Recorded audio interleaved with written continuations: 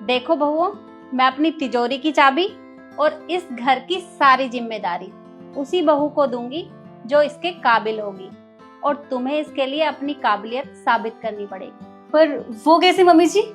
वो ऐसे, तुम्हारे सामने ये 3 गिलास रखे हुए हैं। तुम्हें करना क्या है, इन गिलास को मंदिर लेकर जाओ और वहां से इनमें पानी भर कर लाना है, और जो सबसे पहले आ जाएगा वो जीत जाएगा, और उसी को मैं ये चाबियां दूंगी। बस मम्मी जी, इतना छोटा सा काम, ये तो हम यूं ही कर देंगे। ठीक है मम्मी जी, जैसा आप कहें। ठीक है, तो जाओ। जी। और हाँ, याद रखना, गिलास पूरा भरा हुआ होना चाहिए, इसमें पानी पूरा होना चाहिए, कम नहीं होना चाहिए। ठीक है मम्मी जी।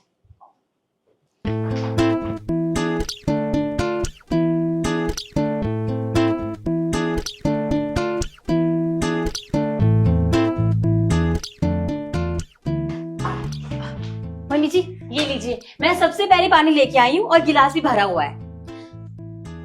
मम्मी जी मैं भी ले आई, थोड़ा सा कम है पर इतना तो चलता है ना। और नव्या, नव्या कहाँ है?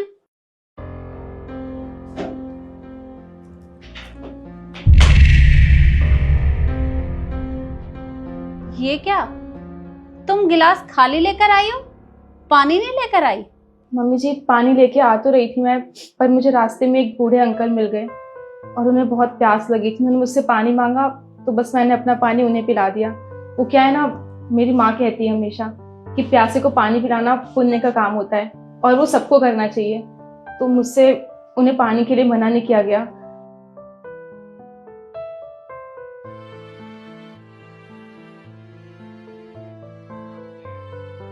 बेटा, भगवान तेरा भला करे बेटा, भगवान तुझे सदा खुश रखे।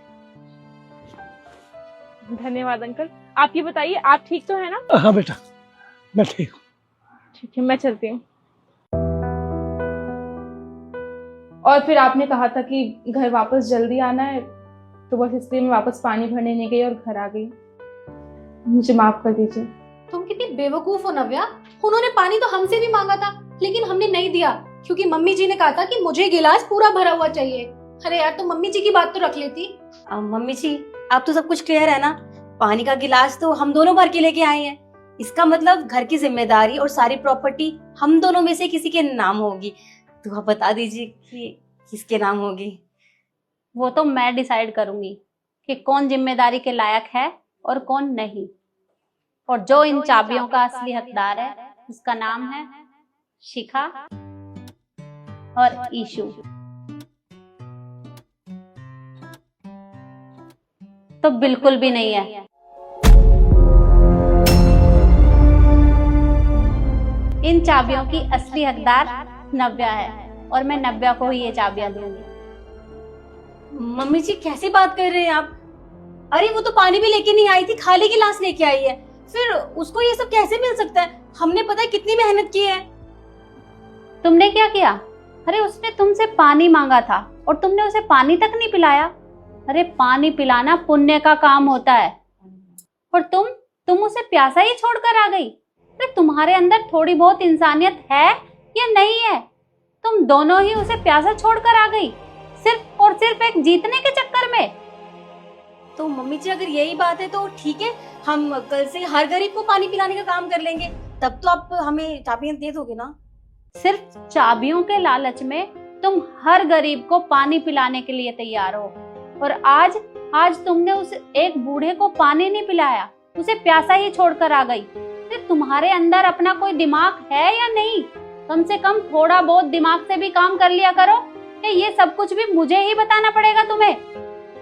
देखो, इससे ये साबित तो हो गया कि तुम्हारे अंदर इंसानियत तो बिल्कुल भी नहीं है, और मैं तुम दोनों को ये चाबियां नहीं दे सकती। इन चाबियों की असली हकदार नव्या है। नव्या ने उस बूढ़े गरीब को पानी पिलाया।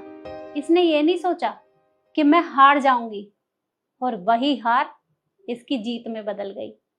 और नव्या बेटा, इधर आओ। ये लो, आज से ये चाबियां तुम्हारी।